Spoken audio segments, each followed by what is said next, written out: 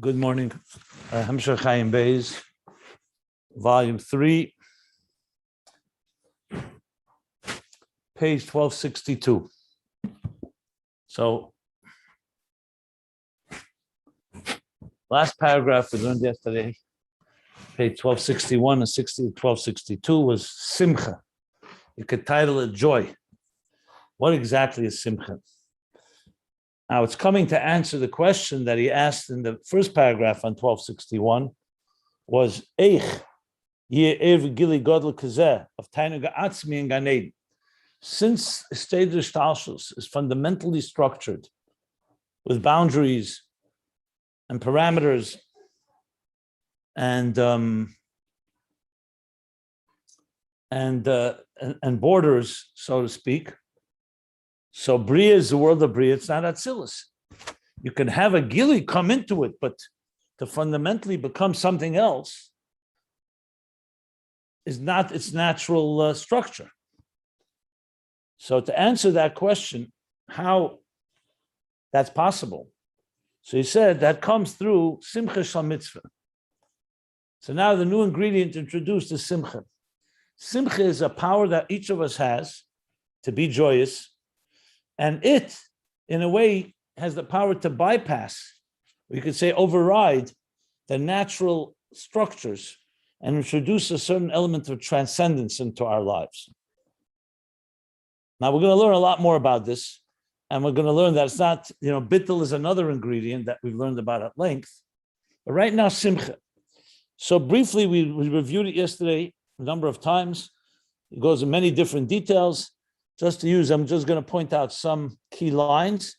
After establishing that Simcha is vital in Avodah, ein emdim lispalo, tachas ashlei avadat Hashem lekach b'simcha v'tuv levav, and then ein emdim, a person should not daven only in a state of joy, and same thing with halacha when he learns.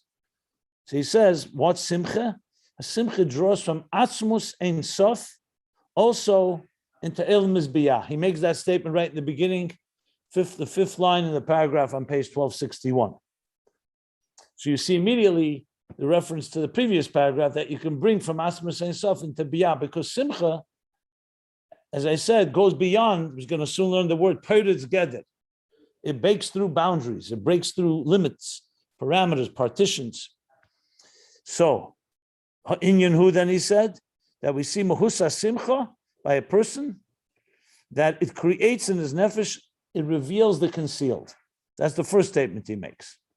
The things that he would never, in any circumstance, reveal, but in a state of simcha, those inner forces, those inner secrets, so to speak, get revealed. From atzmus nafshe. Okay, the first statement. When it comes to a chachem, how does that manifest? That he reveals inner wisdom that he would not have revealed to students in a regular state. On the contrary, a chacham usually is more reserved, and here he's expansive. And furthermore, even to himself, the moich in this state of simcha causes his own channels to open up and broaden. So there's a broader flow of seichel. Things that were concealed in his very potential up to that point. And you see this by the Rabbeim, you hear by the Alter Rebbe, and all the Rabbeim. When they were in a state of simcha, it opened up the channels from the superconscious to the conscious. Okay. And that indeed is the reason that also they reveal more to another. Then he introduces Kiteva HaSimcha Hilifretz Geder. The nature of joy is to pierce or to cross and break down boundaries and limits. Anything that's limited, kol agdara v'agbola shebenefesh teva simcha lifritz hagdara. So the faculties have absolute definition. That's what makes a human being a human being. We have defined parameters.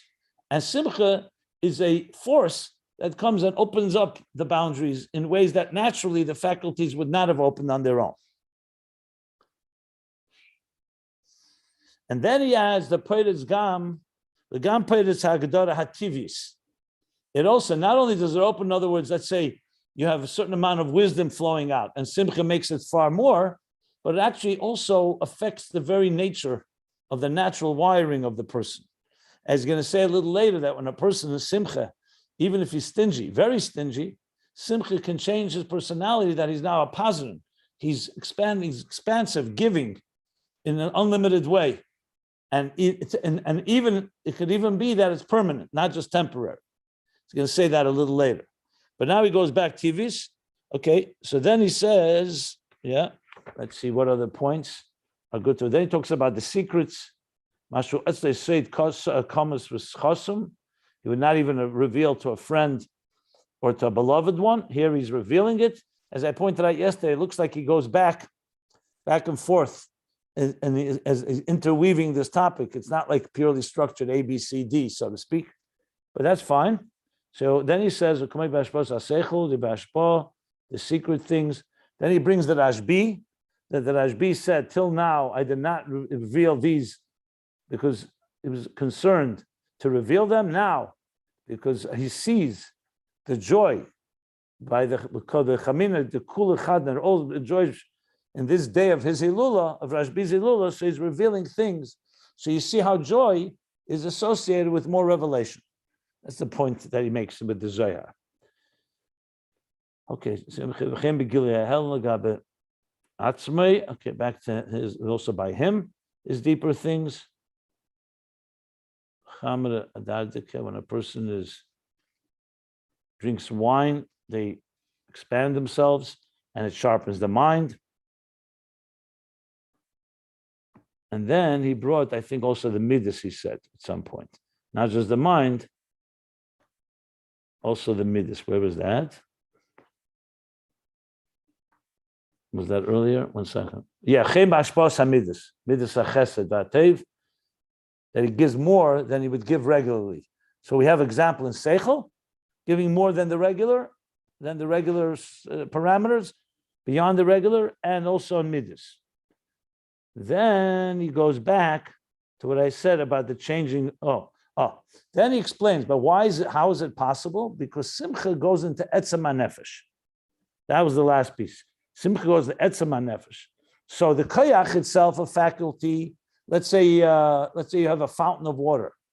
So a fountain of water has an amount of water that it delivers based on its pipes and its distribution channels. Simcha goes back to the so-called reservoir, to the engine room with the water, and allows a new flow coming from the source that goes beyond the regular flow.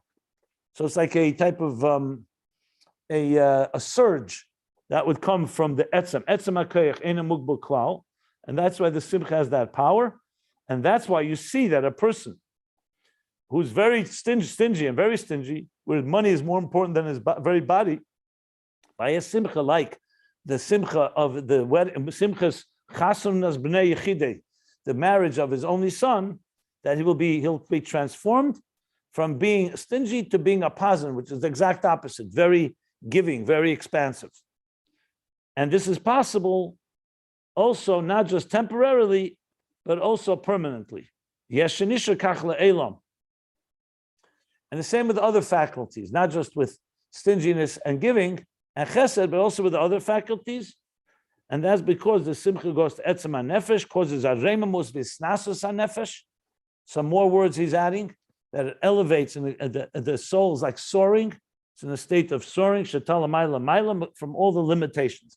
Like a bird that's soaring beyond the regular gravitational limitations that Earth has. So the soul is soaring in a state of joy, and as such, such draws forth from the core things that are beyond what the nefesh would be, what the keiches would be on their own. Okay.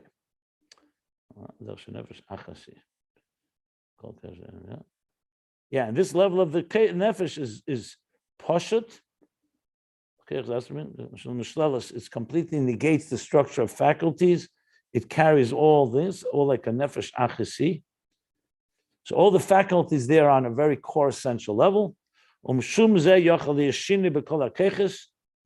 that's why it can be a change in all the faculties. I'm reading the last lines of page 1262.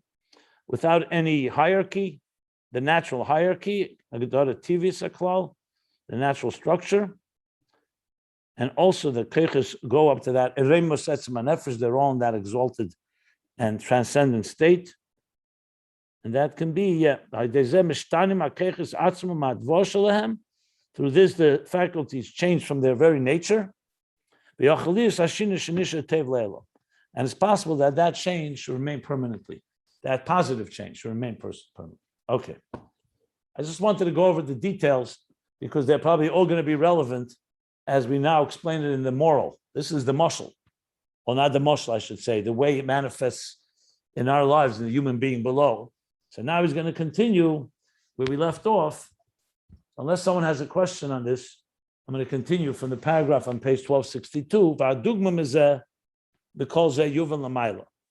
That this will serve as an example to understand how it is above. In other words, the Seder Hishtalshilus, the role that simcha plays, joy plays in this whole process.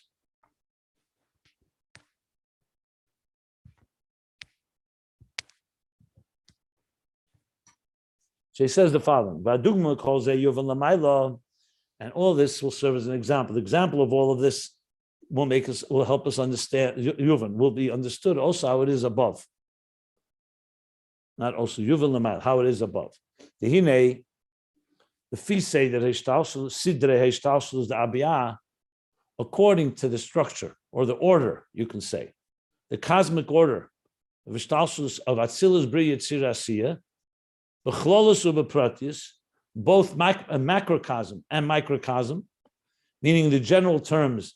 When we speak about, let's say, Abiyah HaKlolus, we learned Abiyah HaKlolus, which is Abiyah. This is the when you talk from the whole picture of the whole, from Lifnei Atzimtzum is Atzilus the Klolus, Ak is Bria the Klolus, Akudim the Kudim, or Atik Anarcha Yitzira the Klolus, and Atzilus Bria Yitzira Asiyah the Pratis, the microcosm is Asiyah the Klolus, or you speak more microcosm, Atzilus Bria Yitzira Asiyah. In other words, basically the entire cosmic order, he says, Ba Er Vagili B'Mida V'Ksava Al Yidei HaKav.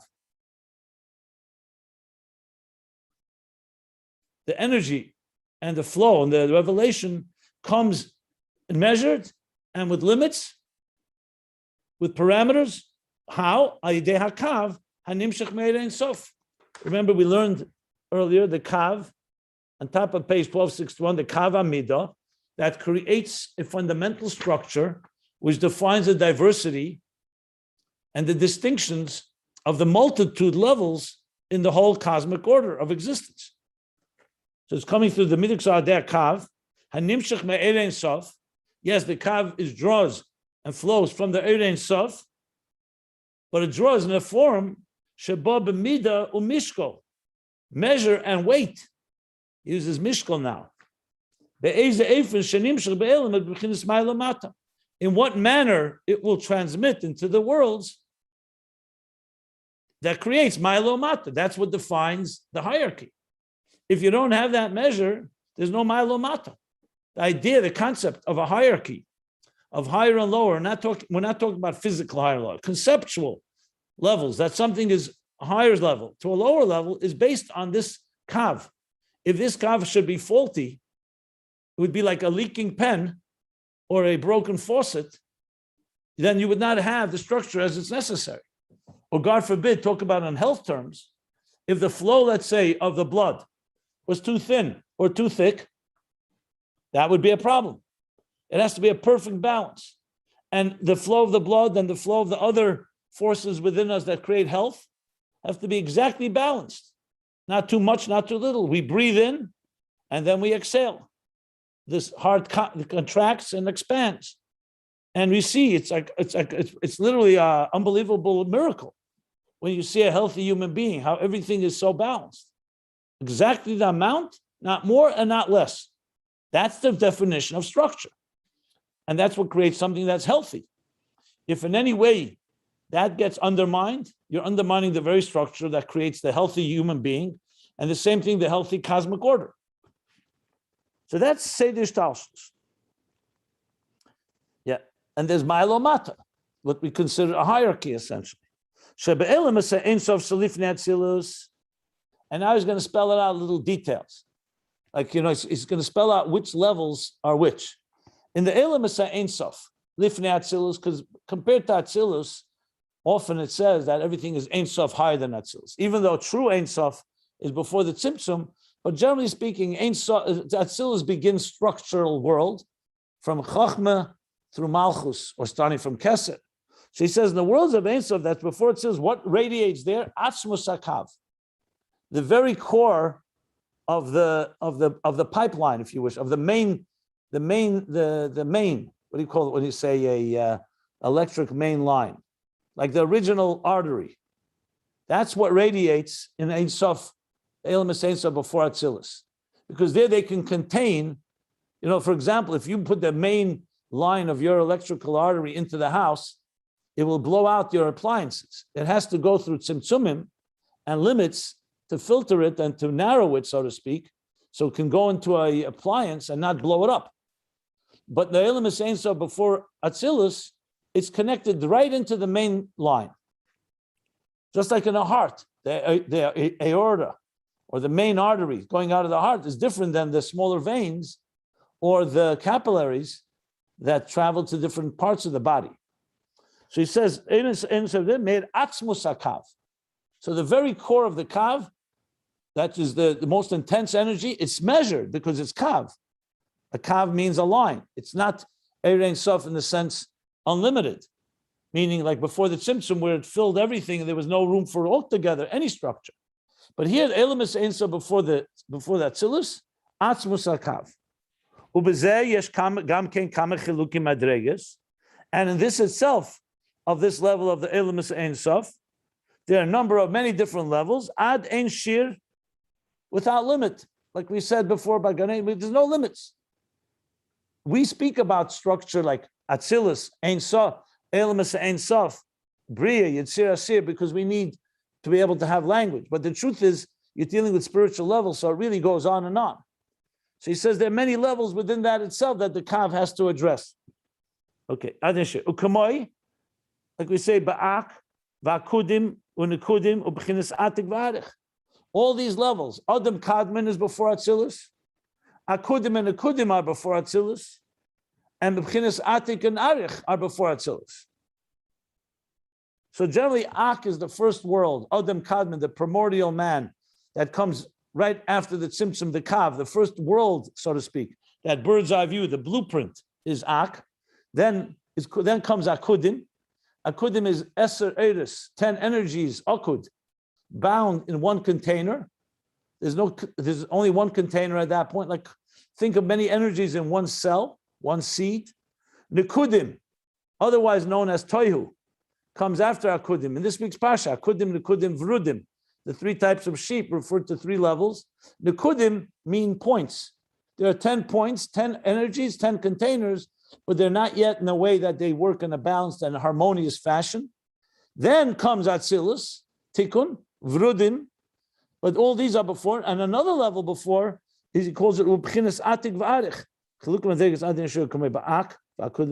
And in Atik and Arich is Keser of Atzilus, meaning it's higher than Atzilus, and it breaks into Atik, the higher level of Keser, and Arich, the lower level. So we see that even though Elemis Ein Sof before Atzilus generally are getting from the core of the Kav, but there are variations. There are levels there too. Shebechol zeh, and in all these levels, yesh chilukim gedelim ma'od. There are many, many great and powerful differences. They're not in the same league. So he wants to just point out how diverse and how detailed the structure of Seder Hishtalshilus is, from the highest levels to the lowest levels, in order to understand what Simcha accomplishes. But first, he's making the case for the structure. Okay, so there are many chalukim, there's differences, very great differences between these levels. And he's going to give one example. This is an example brought in Ageres HaKedesh, Simon Chaf, Alter Rebbe, from Zohar. So it says, "Kamoi begulgalte yasfin teleser alfa almin." So it says Gulgalta is the level of the skull. That usually refers to Arich of Keser. So just like we have the human body, which is all the faculties, there's the mind. That would be Chachma Bina Das. What's above Chachma? So physically, the skull encases the brain. So Galgalta is a level of arich, sometimes associated with rotzen. So it's just a plain skull. It's like bone. It doesn't have intelligence in it per se. But in Eitz Chaim, he talks about even levels of superconscious there, and especially Galgalta. So it says in this level of Galgalta, which usually refers to Yasfin Teleser Alpha Amen, there reside 13,000 worlds. So what do you see from that? 13,000 is quite a number. Different dimensions, in other words. Just in that level itself is 13,000 dimensions, or what he calls worlds. Says the Rebbe Rashab. These are not actual worlds, like Atzilus, Bri, Yitzir, Asir. That means they're dimensions. Rak, Shemesh v'tzirufim ke'elu. They're basically names and permutations. Sirufim is like the combination of the letters of the divine name in 13,000 different variations of it. So it's not yet a manifest world like we would say the world of Atzilus. When I say the world, we also don't mean a physical world, but it's a structured world. And it's very defined. In Galgalta, it's still somewhat amorphous, and the distinctions are more, he says, Shemesh v'tzirufim. In other words, it's more like, if you think of it as program language, think of the zeros and ones and different combinations of zeros and ones. We don't live on that level. We live, the zeros and ones are turned into some type of language that ultimately becomes interfaced with with what we call a user-friendly interface. And when you open a computer, you don't see zeros and ones. The zeros and ones are automatically being affected by your typing or whatever you're accessing or hovering over with your mouse or touch screen and so on. But behind the scenes, there are zeros and ones. I'm just using an example that there are distinctions, but they're still not defined, fully defined bodies. It's still so-called, that language was called, when Windows created its first program, what did it do? It was essentially created an interface that a user can use who doesn't know programming. He just has to do is press an A, a B, or do something with his mouse or touch the screen, and in turn already generates all the proper signals that have to get the results you want. So the same thing, and even a more profound way, in Ruchnius, there are worlds that become manifest in actual dimension, but then you have so-called the letters, the Hebrew, the holy letters of Chav Beis Esis, the 22 letters of the alphabet.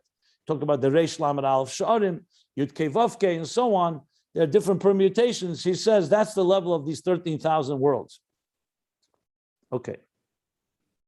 And here he's exciting about Geras HaKedah, Siman Chav, and the Geras HaKedah, the 20th epistle, the 20th section, which I point out is a very fundamental one. That's where it talks about Mitzir Simatzmuse and about Oyer. Very, even what we talked earlier about Neshamis as they exit out of the Kalim of Atzilus.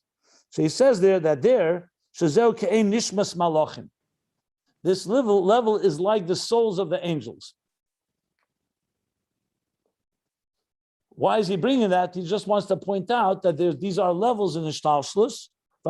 Then this means so just as angels, there's a difference between Malach Michal and Malach Gavriel and Malach Raphael and different angels. So these levels, he says in the Geras HaKedah, he associates that. So he says, but the bottom line, what's relevant to us is that there's many levels of Eiris, of energies, divine energies that are distinguished. They're distinguished by their quality and by their level. So say the Hishtalshilus, he just explained, we're talking about even before Atzilus, also has structures and many different levels within each one of those structures. V'yadua, and it's known, Shekol ma shelamayla b'yeser. Okay, now he's going to make it even more. He's going to develop further this case of the fundamental nature of the structure of the cosmic order. See, but let me stop before the Yudua, if anybody has any questions, because I mean it's all part of this discussion, but he's going to add now a whole nother component to it. Okay. So he says the Yudua, and it's known, the Shekol Mashalamayla B'Yeser, the higher you go in Hishtalshilus, the number of energies, the number of Eiris, of lights literally, or energies, increases as well. So this is a rule. that the higher you go, the energies become more, the kalim become less. The lower you go, the energies become less in number, not just less in intensity, in number, and the kalim become more in number. This is a rule. Ukameshin is bodily ill, as was explained earlier. This is all the way back to volume 1. Yeah, it's back page 163 in volume 1. Is the first Yema Shmini Atzeres. So let me explain this for a moment, what this means. One example Chassidus gives, which is a very easy example to understand. Chassidus asks the question, where are the most primary and the most in number faculties in the human body? You know, we have many faculties from head to toe.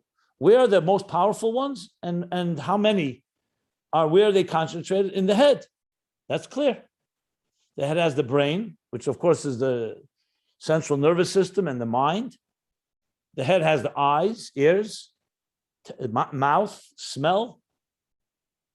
When you go downward in the body, so it's true there are in the chest or the torso, you have the heart, you have the liver, the diaphragm, you have the kidneys, the lungs, etc., and they're vital for life, obviously. But the superior qualities are in the head, and there are more in the head. You go to the legs, so yes, you have the genitals, but after the genitals, you have legs. So yes, the legs have nerves, and they have veins, and they have blood, and you need them to walk. But they're superior. They're not running the show, so to speak. And God forbid, if a leg is hurt or severed, it's not life-threatening necessarily. Again, everyone should be healthy, but I'm just saying in the level of quality. So here comes the question Chassidus asks.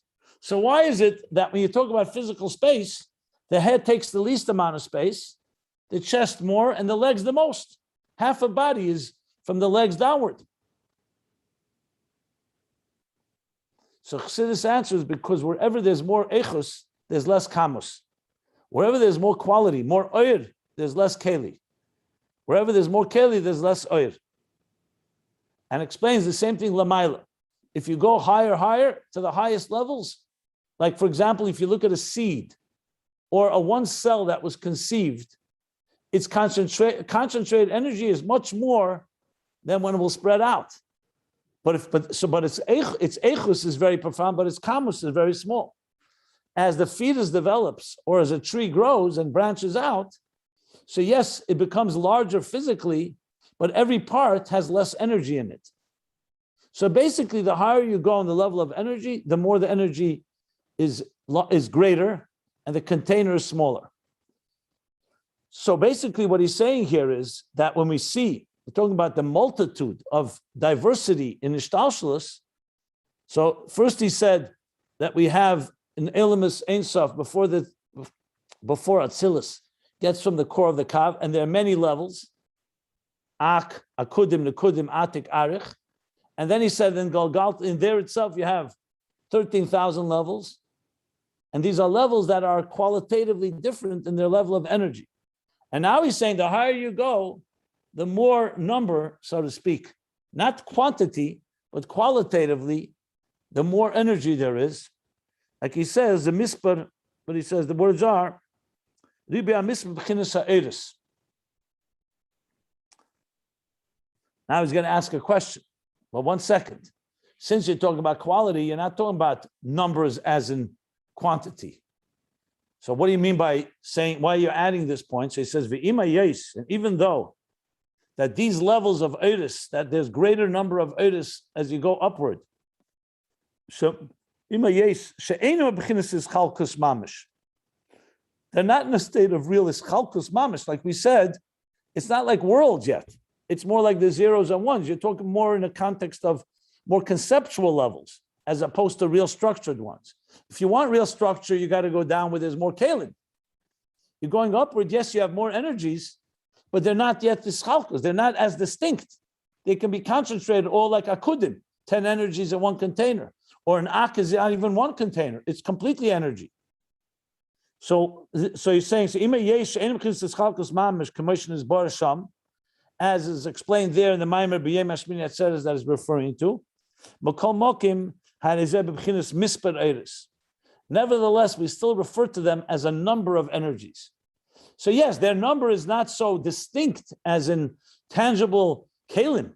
The kalim, for example, you look at a child in a pregnancy, let's call it the final trimester, you have a full-blown child with arms and legs and a mind, a brain and a heart and all other organs.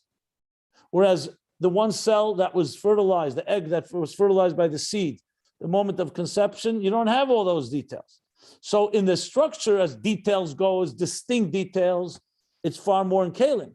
But that's not to say that the oidas don't have a number. Their number, however, is a qualitative number instead of a quantitative one. Essentially what he's saying, what he says there as well, if I recall correctly. So bottom line is there is structure. However, it's not structure as in so tangible, and like it is in kalim, but it's still structure in oidas, and it's called misper oidas. The kol zeh, and all this, we didn't even get to lower levels of the kav. Who begili b'chinas atzmus hakav. All this is a result of the core main line of the kav that creates the elemus ein sof that he just defined. Ak, akudim, nekudim, atik, arich, all these levels we're talking about. So though, yes, they're not yet distinct as in kalim containers, but all this comes from atzmus hakav, a whole developed structure. Then he goes on. Okay, what about Atzilus? Atzilus comes another part of the structure. Uba Atzilus b'chlal meir ha'oras hakav. In contrast to the elemus ein sof, where the main power line is radiating, in Atzilus, you have radiates in general the reflection of the kav. So if the main power line is here, it gives off energy, like a reflection of that energy, and that goes into Atzilus. And not to be mistaken, this is also a great revelation. Remember, the kav is a lakus, and it's a very intense. So even though the kav compared to the Ein Sof before the tzimtzum is diminished, because it's only a narrow line, kav achut, kotzer v'dak, a line and a thread, like a stylus. But compared to lower levels, the kav is a very intense energy. So now even the reflection of the kav is also a great revelation. Because it's a direct and actual reflection from the core power line of the kav. Which means it's an extension of the reflection from the Ein Sof, from the infinite light of the emanator. So think of the sun. The sun is a very powerful force. So even if something is not the direct sunlight, but even a reflection of the direct sunlight is also quite intense. And here's far more than the sun, obviously. Va'gilui, though it's the reflection, it's still hu gili muhusa er v'aziv. It's the very personality of the light and the reflection. It's not like going through, let's say, curtains or other filters and partitions. Yes, it's a reflection, it's a bounce, one bounce away from the actual core, which is why it's not elemus ein sof any longer. It's Atzilus. But remember, Atzilus is Iyu v'chayu echad, Iyu v'gamu echad. It's one with its energies. God is one with the containers. And the Alter Rebbe couldn't even say the word Atzilus, he would tremble. Atzilus. So when you really understand, we're not just paying lip service and just saying words, Atzilus is a kuli elikus. It's a world that's complete elikus, 24/7. The ovis heinen markavis, something completely consumed with divinity. So why is it Atzilus and not higher? Because it's structure. It's chachma, bina, das, chesed, bura. But the chachma is nothing but godly chachma and godly wisdom, and the bina is nothing but godly understanding. And the same thing with chesed, divine love, all only exclusively. So though Atzilus is yes a step below so-called the etzem kav, but it's still ha'ara, and you still have the muhus. When you're in Atzilus, you understand the personality of godliness, even though it's not the very core power line. It would be like we talked about the artist. The artist creates the art. So even though the art is not the artist, but if it's a real reflection of the art is one step away and reflecting what the artist wants in this art. When you get to Bri Yitzir Asiya, that starts getting concealed, because Bria is already a world of creation that has its own identity outside of divine consciousness. So basically, Atzilus is divine consciousness within structure, within Chochmah Bina Das. Higher than Atzilus is not really yet a structure, like he said, even though it does have levels. Like I mentioned with the example of the seed or the cell, different examples to explain that.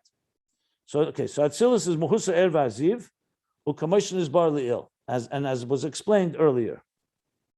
V'Ha Talia, says the Rebbe Rashab. And these two aspects in Atzilus are interdependent.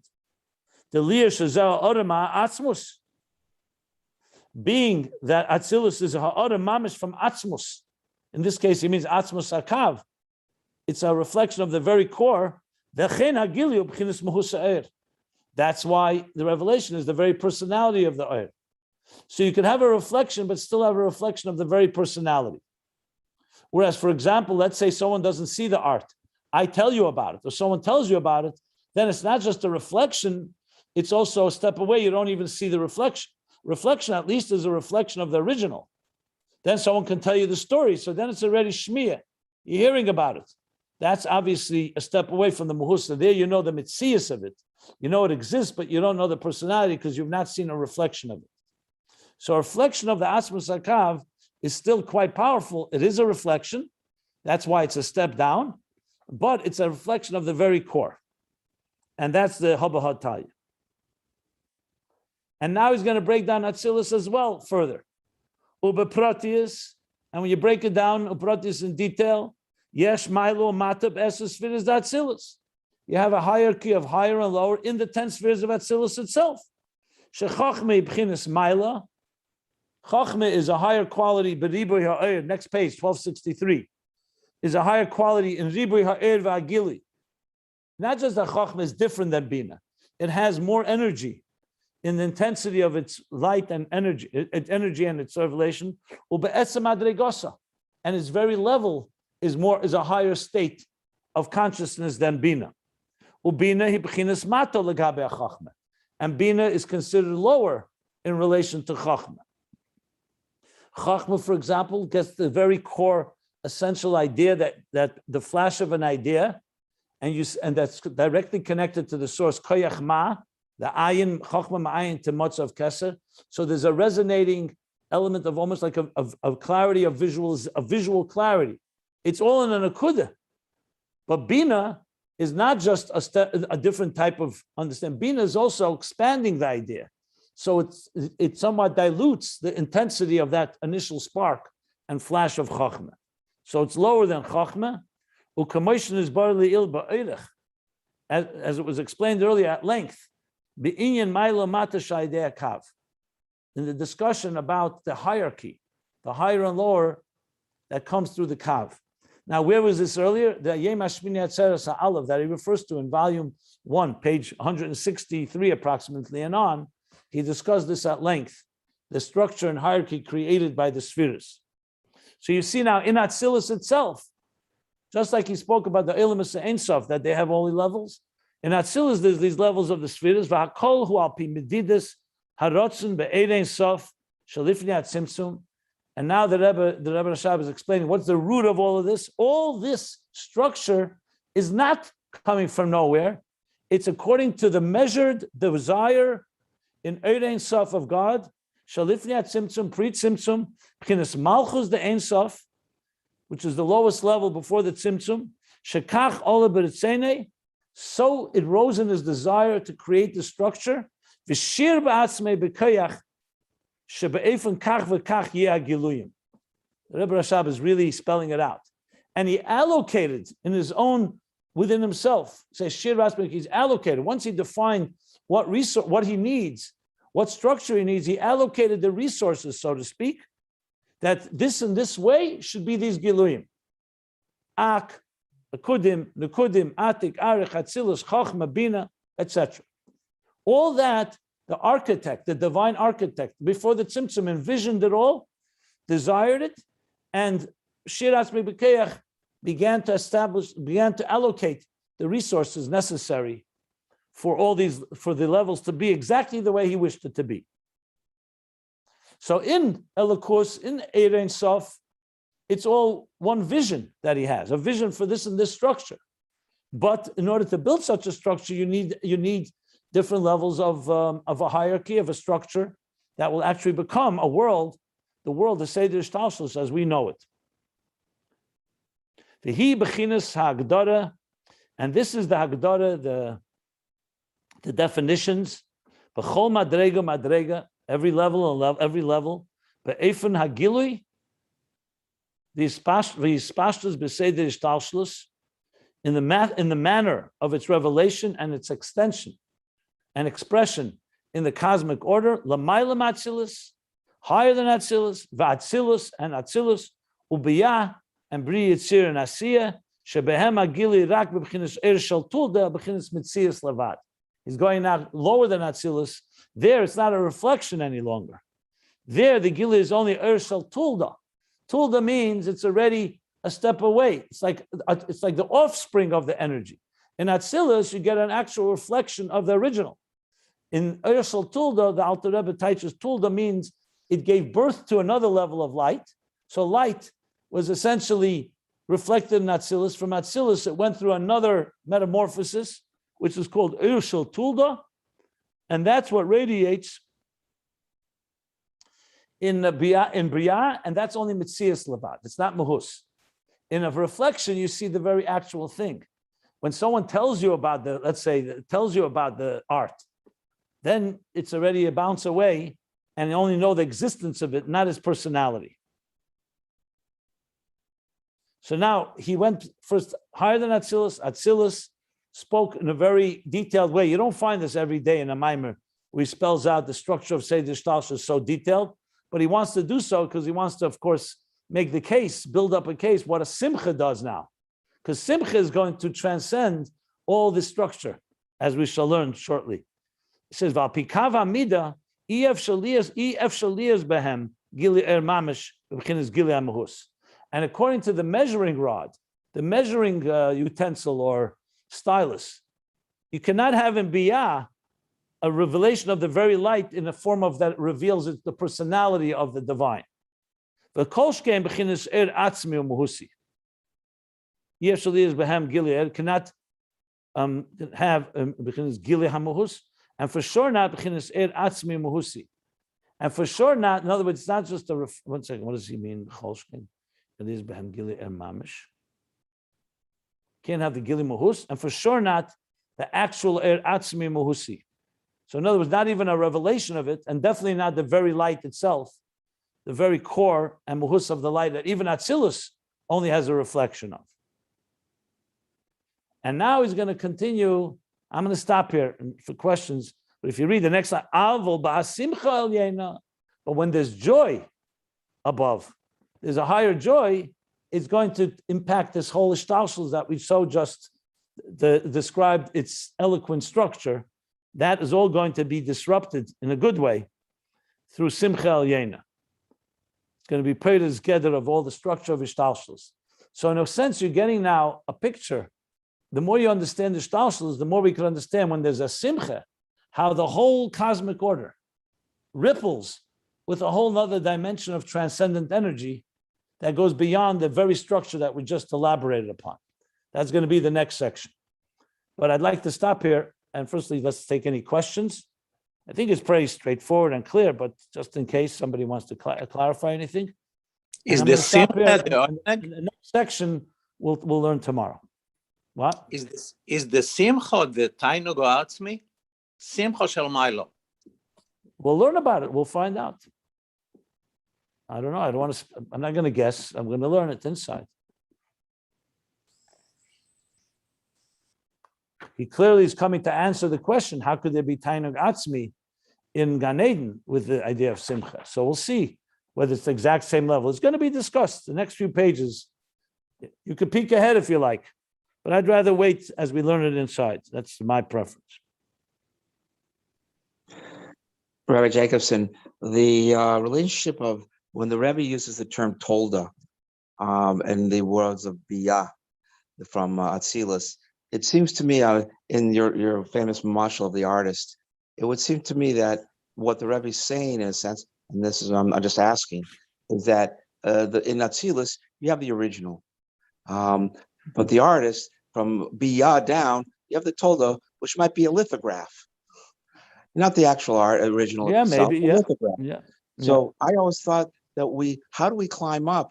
Well, so we climb up through the lithographs in this world. The ore in this world is not the original. And then we only once we get to Atzilus, we can get to the beginning of the manifestation and the expression of the real ore, the essential ore, as it comes down and from the Atzmus level. I guess we shift, our ladder shifts from a reflection of a reflection to the real thing, so to speak. Is that correct? Well, first of all, this is the operative question that we've been learning for the last few hundred pages to try to understand exactly how that works. That's what the Rebbe Rashab asked all the way back, if you want to know where, in volume 2, exactly this question. After the Ershel Tulda, the Parsa, how do we indeed really connect and integrate with Atzilus? But remember, the same question can be asked on a higher level with Atzilus and beyond Atzilus. That he did explain before. So the truth is, the interface of Ayin Beis, the question can be asked on any level. Because even if you explain Biyah to Atzilus, you still have to explain Elam Hazeh Gashmi, where we are completely devoid of light, and we don't even have a lithograph. So you have to understand, but the end of the day is that there's one God that created it all.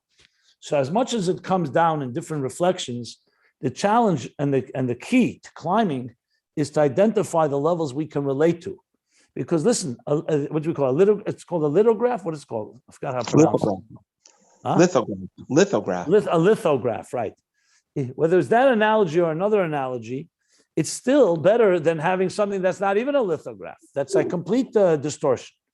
So you have to remember, in every level, throughout Ayin Beis, you see it very clearly. He's constantly going to explain, on one hand, it's different than higher levels. On the other hand, there's something in common. That's why we learned the neshama of Atzilus, the kelim of Atzilus become the neshama of Biyah. So you see, there is something in common. It's not just completely mutually exclusive, and there's a severing that Atzilus is here and Biyah is here. Even the parsa that creates a quantum leap and a paradigm shift is still not completely. Remember, Biyah has 10 spheres. Chochmah, Bria, Bina, Das, etc., that originate from the 10 spheres of Atzilus. So like in Tanya, when he speaks about this, it's constantly a process of understanding where you are, what does it have in common with a higher level, and what does it not have in common, so you can grow. That's how growth takes place. You both know that you're on a lower level, but you also know, like the Alter Rebbe says, you know how small you are and how great you can become. So you know where you are, but then you start finding the commonalities with the next level, like climbing a ladder. So you can't jump a ladder right away. You keep one foot on this rung, the next foot goes up a rung. And as you climb, you get more acclimated to the higher level, and then the next level goes up. So it's a constant process. In Aveda, it's this is not going to really be understood intellectually until you do it.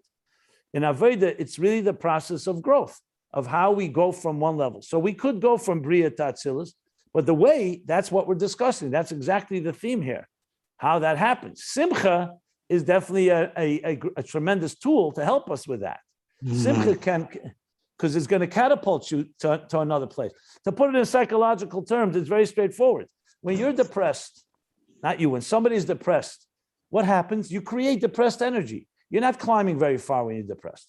Like the Alter Rebbe says, you can't fight a battle. You can't wrestle when you feel sluggish and feel down and feel resigned. Simcha actually gives you this surge of energy that helps you climb. Like when you really believe that you can reach it, you can dream about it, then you can do it. So it's critical to have all these tools at our disposal. So it's not, right now we're talking about Simcha, but you're really asking a question which I would say is the whole theme of Ayin Beis. Every part of how we climb and how we integrate while we grow. And then when you get to the next level, you go even higher. That's why you have to find your so-called personalized, I would say your personalized workbook, your personalized exercises that work for you, that allow you to climb in ways that work for you. That's why we say, B'chol levavcha, b'chol nafshecha, b'chol meidecha. We say, Neshama shenesata bi, tahirehi, ata barasa, ata yitzarta. These all testify to hierarchy, to levels that we need to, each one, we have to find our particular, what's the word I want to use? Our particular formula. So Ayin Beis is Shmi of the highest levels. So, Or Shmiya, or can lead you to Riyah too. yeah, but a Shmi of the highest levels, I mean, you would still say that's a Siyah? I'm not sure what you're talking about, to be honest. To me, these are all relative levels. The Shmiya, for some people's Riyah is another person's Shmiya. So it all comes down to where you're at. Yeah, I'm not what because we're at this point. I mean, For a person most learns of for the the time, first time we're intellectually discussing the highest levels. I guess that's related to Shmiya and Not necessarily. For some people, the highest levels, they get a certain sense that compared to someone else may be more visualizing and more relatable, more resonating. Someone, for example, hears for the first time the concept of these 13,000 worlds that I just mentioned. So for them, it's like they heard a story the first time. But someone that studied it for years is going to have a much more of a deeper sense of it. So it's all relative. There's no such thing as black and white here. Every one of these levels all comes down to where you are at in understanding, appreciating, and more importantly, applying it in your personal life. Since he spoke about b'chol avavcha, b'chol nafshcha, b'chol meidecha, that's where I would begin.